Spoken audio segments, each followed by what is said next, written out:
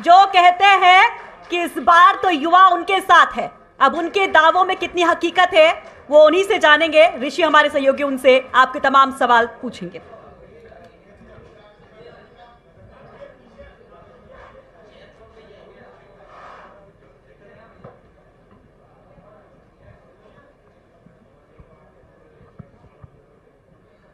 सभी लोगों से आग्रह होगा आप लोग बैठ जाएं चेयर्स पर, क्योंकि कैमरे पीछे लगे हुए हैं। आप जब खड़े होते हैं तो तस्वीरें आनी बंद हो जाती हैं। आपके ही नेता हैं, तस्वीरें अच्छी नहीं आएंगी। तो क्योंकि आजकल डिजिटल ज़माना है तो तस्वीरें बड़ी साफ आनी चाहिए।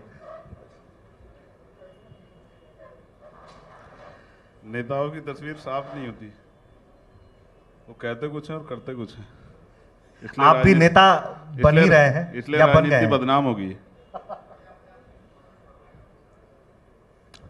चलिए तो शुरू करते हैं। चंद्रशेखर जी से कई तरह के सवाल पूछे जाएंगे, क्योंकि युवा नेता हैं और डिजिटल जमाना है, तो उसको लेकर भी हम परखेंगे सर आपको। ठीक। कहा जाता है पहला चुनाव हारने, दूसरा हरवाने और तीसरा जीतने के लिए लड़ा जाता है जी। मौजूदा स्थिति में हम देखें चंद्रशेखर कौन सा चुनाव लड़ रहे हैं, कितनी सीटों पर लड़ रहे हैं, कितने पर दावेदारी है? ये लाइन मान्यवर काशीराम साहब की है कि पहला चुनाव हारने के लिए, पहला चुनाव हारने के लिए, दूसरा हराने के लिए और तीसरा जीतने के लिए। लेकिन मैं समझता हूं अब समय बदल गया है। आपने कहा ना डिजिटल हो गया है, तो अब पहला चुनाव जीता भी जा सकता है।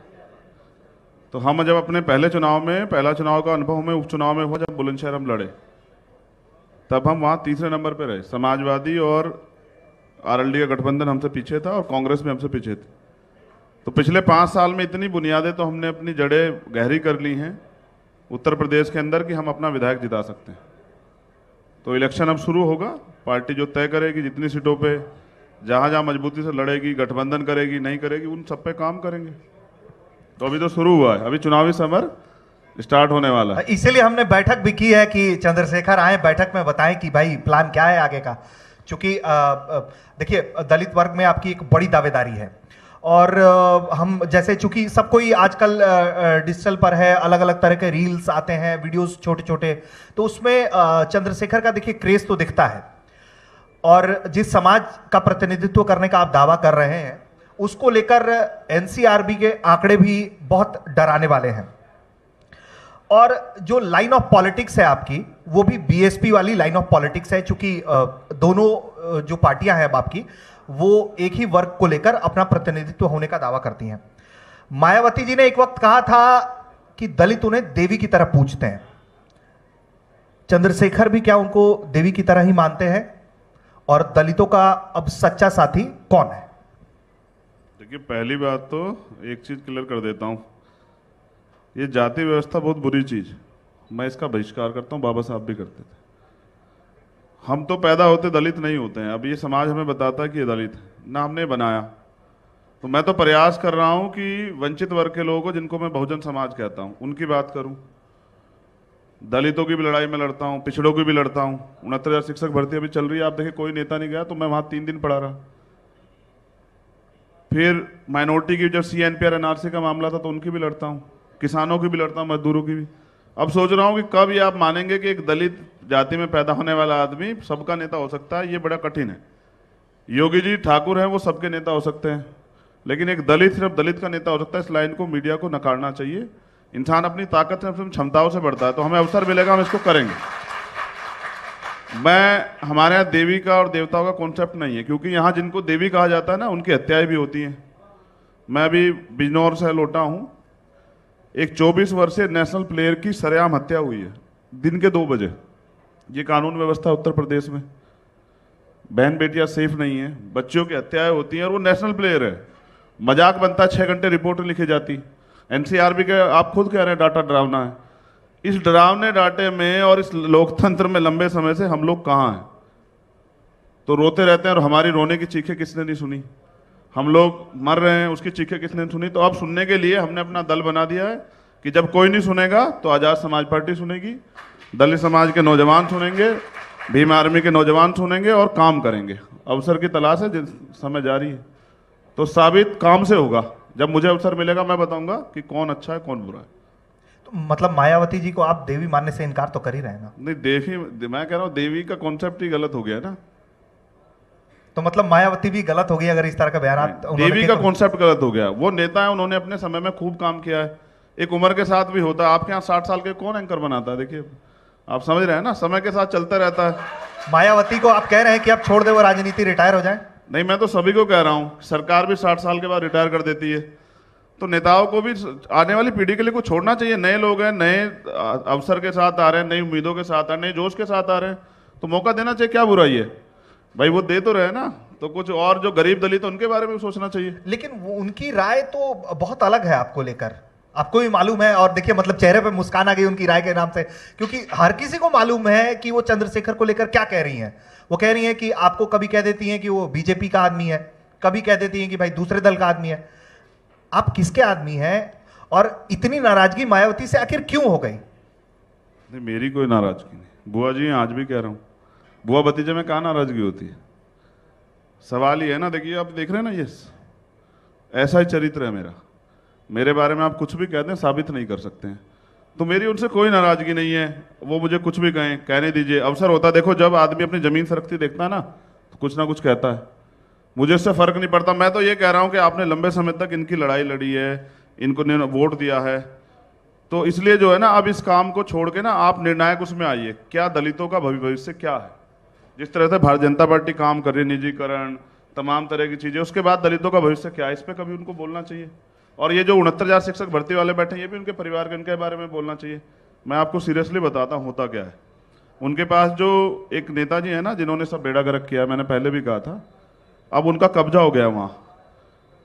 अब सतीश चंद्र मिश्रा जी उसके मालिक हो गए, बहुजन समाज पार्टी के।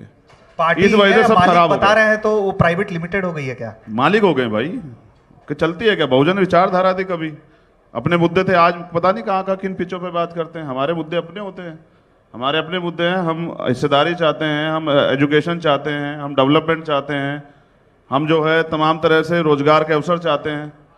तो इन सब चीज़ों से कुछ चलेगा नहीं। अब जनता समझ रही है कि लंबे समय तक बातें करने वाले आज अब उनसे मुंह फेर बैठे हैं, तो जनता ने मुंह फेर लिया। चुनाव के समय आपको इस चीज़ का एहसास हो जाएगा। अब दलित जो है ना, रोएगा नहीं, अब वो अपने पैरों पर खड़ा होगा। पैरों पर खड़ा होने के लिए जो नौजवान आप सामने देख रहे हैं, उन्होंने तैयारी कर ली है। अब ये करके दिखाएंगे, और इनकी मेहनत पे आपको शक नहीं करना चाहिए, क्योंकि अवसर की बात होती है, जिसको अवसर मिलेगा वही करके दिखाएगा। नहीं, अब चूंकि अब युवाओं की बात कर दी आपने, तो एक वक्त आप पर एनएसए लगाकर आपको जेल में रखा गया, तबीयत भी बिगड़ी, तमाम चीजें हुई। युवा आप भी हैं, और युवा मन जो होता है वो बड़ा बदला लेने वाला होता है। किंग मेकर बनते हैं आने वाले चुनाव में, किंग बनते हैं। बदला लेंगे जिसने एनएसए लगाया था? देखिए, मैं विचारधारा से जुड़ा व्यक्ति हूँ। अपने जो है ना गुरुओं को, संतों को मानता हूँ, अपने महापुरुषों को मानता हूँ। तो हमारे यहाँ तो जोड़ने की बात की गई। सतगुरु रविदास जी महाराज कहते हैं, सत्संगत मिल रही है माधुप जैसे मधुमक्खीरा, कि ऐसे रहना चाहिए समाज को जिस तरह से मधुमक्खी रहती है छत्ते में। परिवार बनकर रहना चाहिए, इकट्ठे रहना चाहिए। तो मैं बदले की नहीं, बदलाव की भावना रखता हूँ। कब तक हम लोग जो है ना घिसी पिटी उसमें लगे रहेंगे कि बदला बदला बदला? क्या बदला? हमारा जीवन तो कुछ नहीं बदला। मैं भी यहाँ हूँ, ये स्मार्ट सिटी है। सबसे पहले घोषणा हुई थी, कल गड्ढे बने इतने बड़े बड़े, आदमी की गहराई के गड्ढे हैं यहाँ इलाहाबाद में। ये विकास है। अभी मैंने अखबार में अभी पढ़ा, बीजेपी ने कहा कि हम वो बना रहे हैं एक्सप्रेसवे, गाजीपुर और लखनऊ वाले में आज दरार पड़ गई है, अभी उद्घाटन नहीं हुआ। ये हालात है डेवलपमेंट की।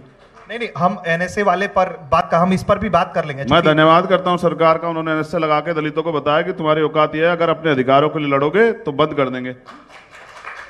नहीं डरते, ना उनकी जेल से डरते, ना लाठी से, ना मुकदमे से, और 100 से ज्यादा मुकदमे आप चेक करा लीजिए। इस सरकार से बदला नहीं लेंगे, इस सरकार को भी सुधारेंगे। हमारा मकसद नहीं है बदला लेने का, सब लोग इस देश के वासी हैं, हम लोग अंततः भारतीय हैं। किससे बदला लेंगे? सरकार से। ये तो नेता बदलते रहते हैं, बीजेपी वाला कांग्रेस में, कांग्रेस वाला बसपा में, बसपा वाला समाजवादी। किससे बदला लेंगे? सोच की लड़ाई है। एक तरफ दो विचारधारा सीधी सी, एक तरफ आरएसएस की विचारधारा, एक तरफ बाबा साहब की विचारधारा। बाबा साहब की विचारधारा के साथ खड़े, तो अपनी विचारधारा पे काम करेंगे, सबको तैयार करेंगे कि बदलाव।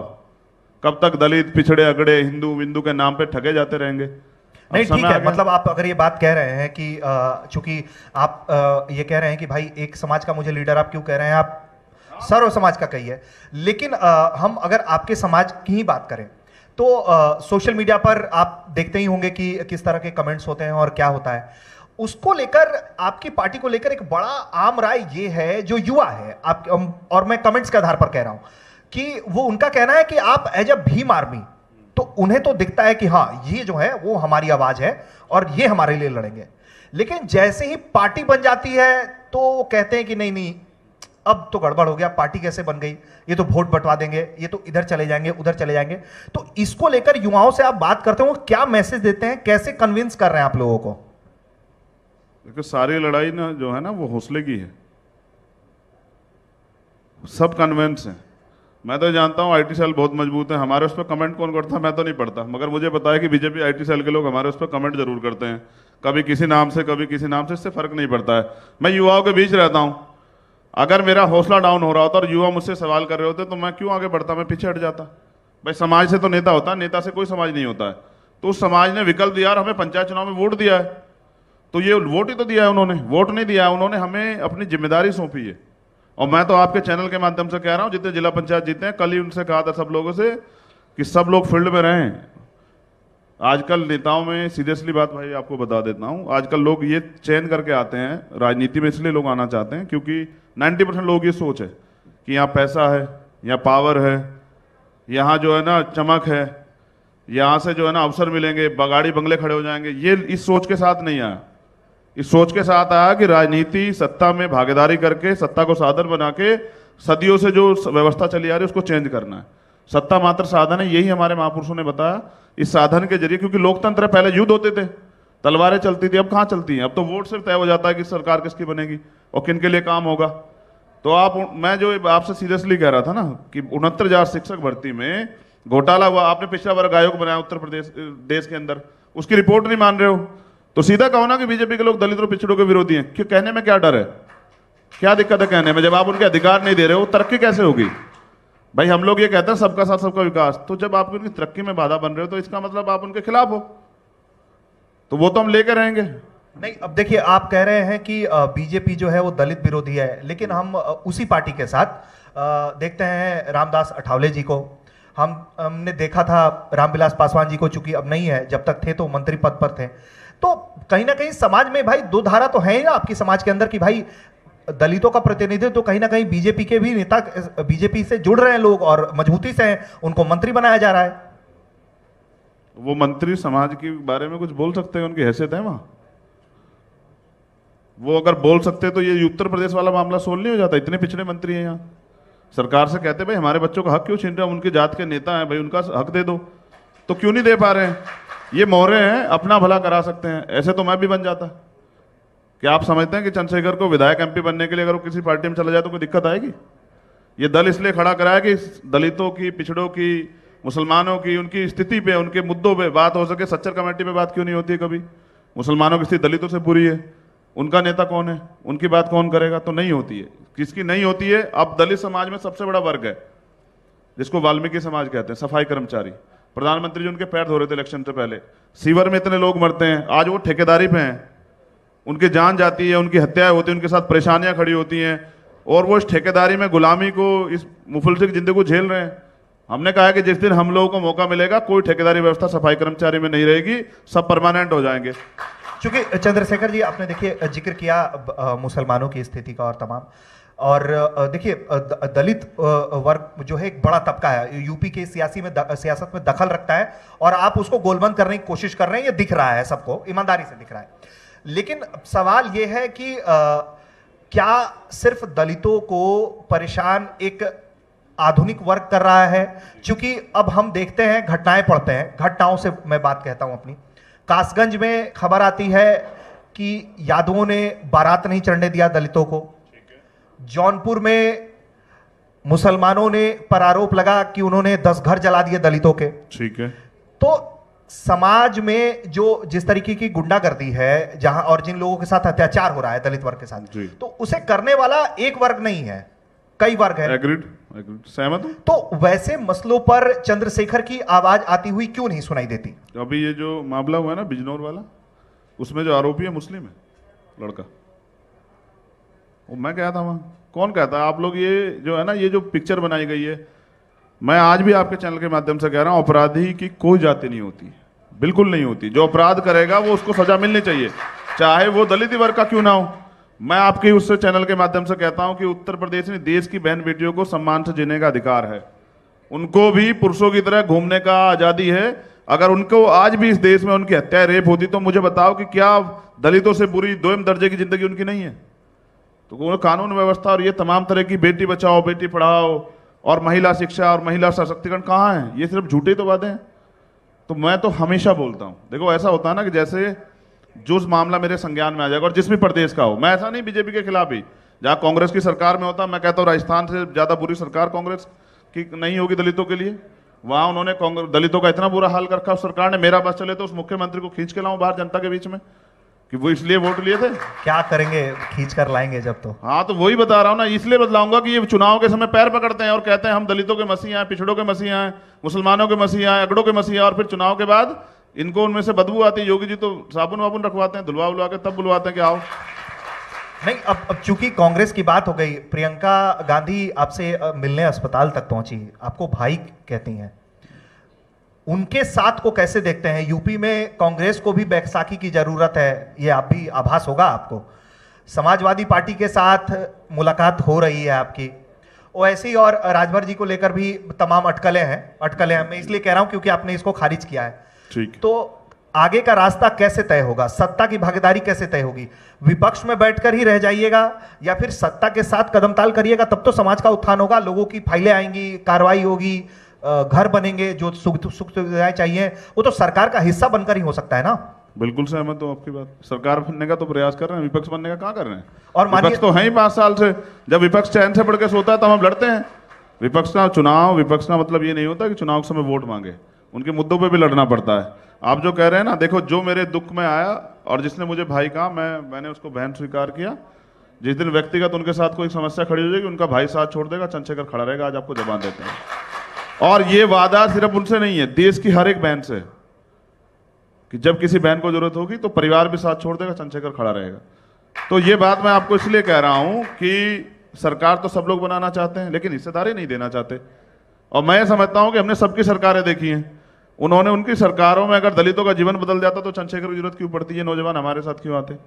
ये जो जिम्मेदार लोग हमारे साथ क्यों आते? आज उनको पता है कि वो लोग लड़ना नहीं चाहते, वो सीबीआई ईडी इनकम टैक्स से डरे हुए हैं, वो लोग सामना नहीं कर सकते। एक आदमी जो सामना कर सकता है वो लोग सपोर्ट कर रहे हैं। मैं कल यहाँ आया था, विश्वास कीजिए आपके चैनल के लोग जानते हैं कि ये तमाम लोग नाराज होते कि इतनी भीड़ कहाँ से आ गई। अब मैं पैसे देकर तो नहीं बुलाता किसी को, तो वो मुझसे प्यार करते हैं, मुझ में विश्वास दिखाते हैं, इसलिए मैं उनकी बात को आगे रखता हूँ।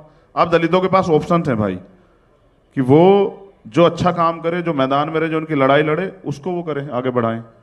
ऐसे मुखौटों को बंद करें जिनके जो सिर्फ जो है चुनाव के समय आते हैं। सीधा सवाल है, गठबंधन किससे होगा, या पूरी की पूरी सीट पर ही चुनाव लड़ जाएंगे आप? पूरे जनता से गठबंधन करेंगे, अभी और देखिए पूरी सीट पे भी लड़ जाएंगे। देखिए, मैं इसको बढ़ा दीजिएगा आप मेरी बात को।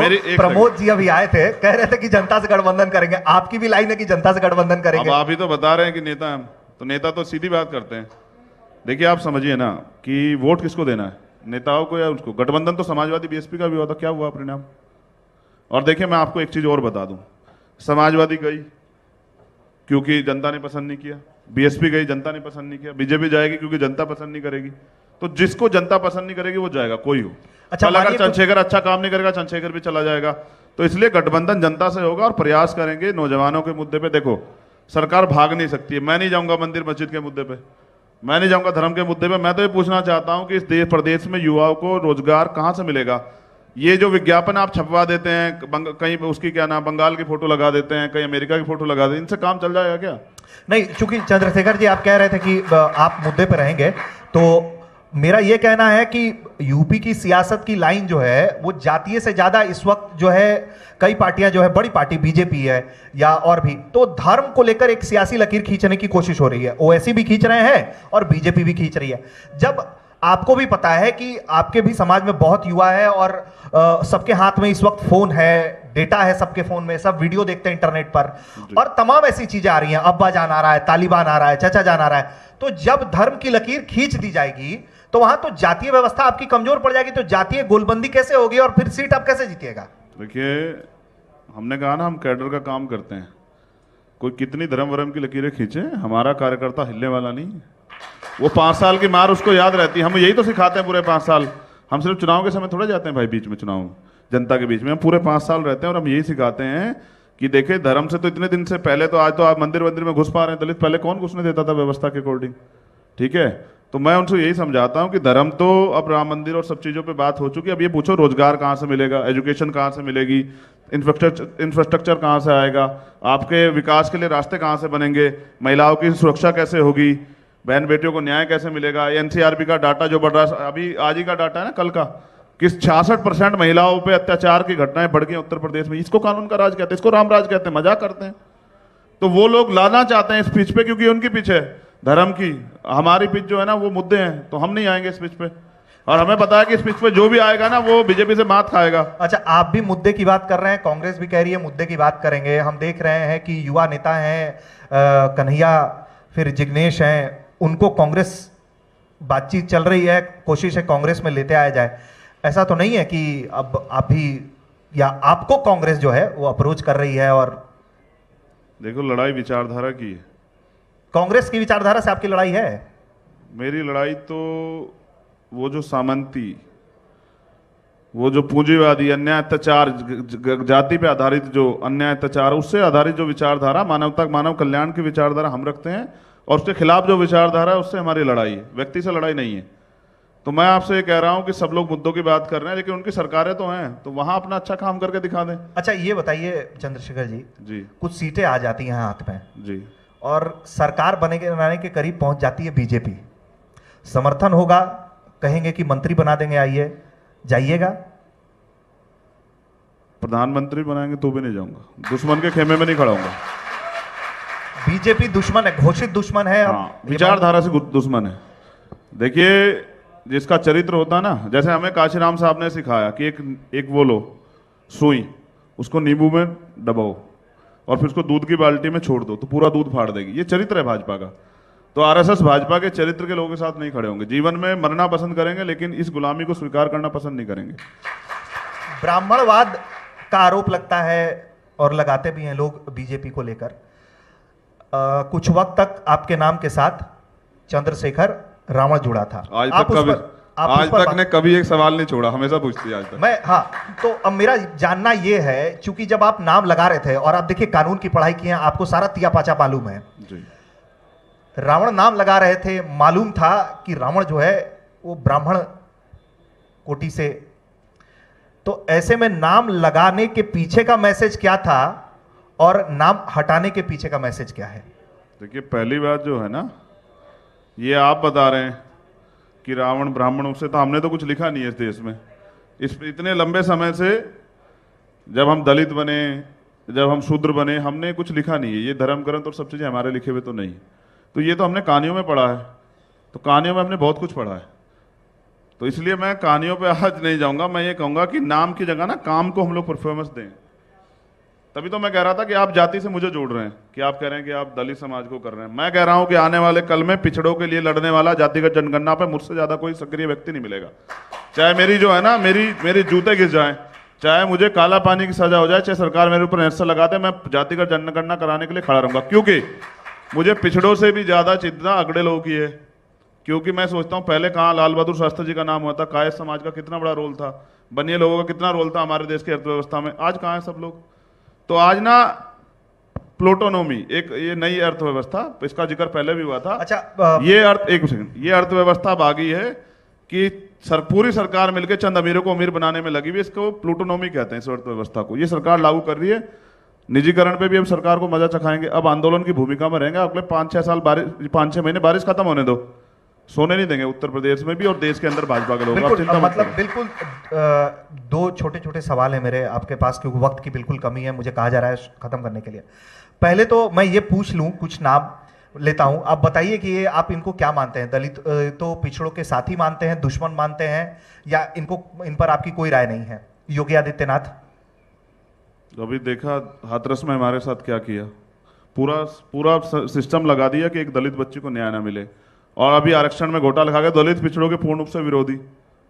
और अभी तो जो है अगड़ों में भी कई वर्गों के विरुद्ध जाति का जनगणना होगी, सब खुल के आ जाएगा। दिनेश शर्मा अब कह रहे हैं ब्राह्मण खतरे में है, लेकिन वो इनके उप मुख्यमंत्री हैं। तो फिर बताइए कहाँ खतरे में है? अब उनके पास ऐसे मुख्यमंत्री, तो फिर ब्राह्मण कैसे खतरे में है? स्वामी प्रसाद मौर्य अच्छे नेता है, सम्मान करता हूँ। दलितों के साथी हैं? हाँ साथी हैं। मायावती जी? बिल्कुल साथी हैं। अखिलेश यादव? 5 साल की सरकार का अनुभव आप देख लीजिए। आप बताइए। आप अनुभव देख लीजिए, अनुभव से तो पता लगता ना आप कैसे को करते तो आपका अनुभव कड़वा रहा ना? मैं क्या कह रहा हूँ, कड़वा ही रहा।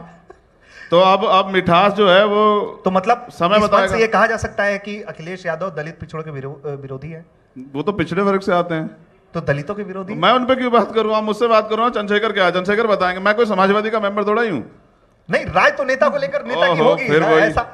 आप वो जब आएंगे ना, आपके यहाँ तो आसाद आ नहीं रहे हैं, आप उनके यहाँ से कोई आएगा तो पूछेगा, तो वो बताएंगे कि वो प्रियंका गांधी को लेकर क्या सोचते हैं? अब आपने ही तो बताया कि उन्होंने, वो मुझे भाई कहती है तो मैं बहन कहता हूँ। तो आप मानते हैं कि वो दलितों पिछड़ों की साथी है? देखो मेरी बात सुनिए, उनका बेस वोट क्या है? इस देश में कई पार्टी ऐसी जिनका बेस वोट नहीं है।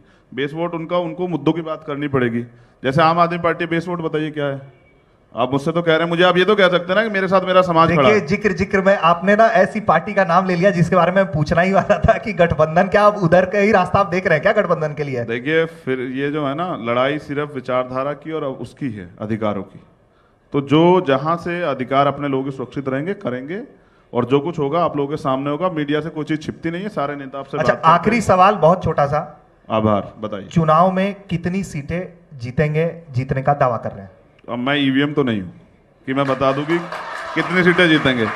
जो ईवीएम सेट वेट करेगा वो तो बता सकता है। मुझे पता है कि मेहनत करेंगे, चुनाव का रिजल्ट आएगा आपका सामने।